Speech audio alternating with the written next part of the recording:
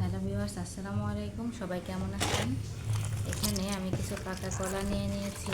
এগুলোকে এখন আমি ভালো করে হাত দিয়ে চটকে নেব।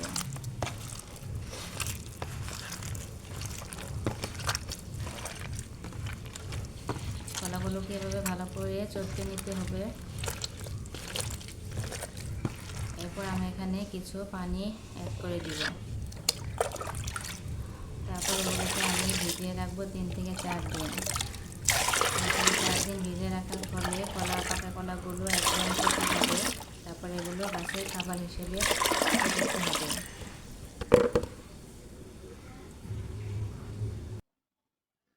দেখুন 4 দিন পর আমার পাকা কলার অবস্থা, এগুলো একেবারে পচে গিয়েছে।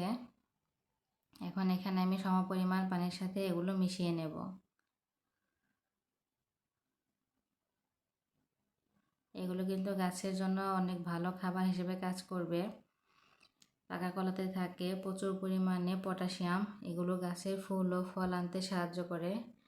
বিশেষ করে যেসব গাছে ফুল ধরে আছে বা সামনে ফল আসবে, এই ধরনের গাছে যদি এই পানি ব্যবহার করা হয় তাহলে কিন্তু ফুল ফল অতি দ্রুত চলে আসে। আর ফুল থেকে কিন্তু ফুলগুলো টিকে যাওয়ার সম্ভাবনা অনেক বেশি থাকে। এজন্য গাছে নিয়মিত পাকা কলার পানি, পচানো পানিগুলো ব্যবহার করা উচিত।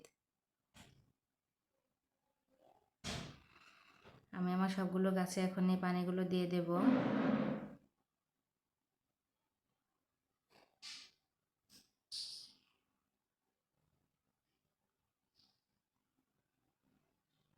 যেহেতু আমার বড়ি গাছে অনেক বেশি পরিমাণে ফুল এসেছে, তাই আমি